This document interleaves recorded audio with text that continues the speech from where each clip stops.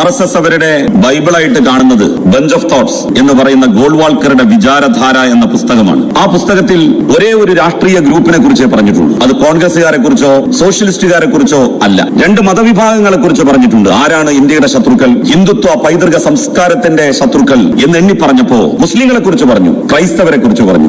ഒരു പൊളിറ്റിക്കൽ ഗ്രൂപ്പിനെ കുറിച്ച് പറഞ്ഞിട്ടുള്ളൂ. ആരെ കുറിച്ചാണത്? കമ്മ്യൂണിസ്റ്റുകാർ. ആ കമ്മ്യൂണിസ്റ്റുകാരാണ് RSSന്റെ കൂടെ നിൽക്കുന്നത് എന്ന് ആക്ഷേപിക്കും.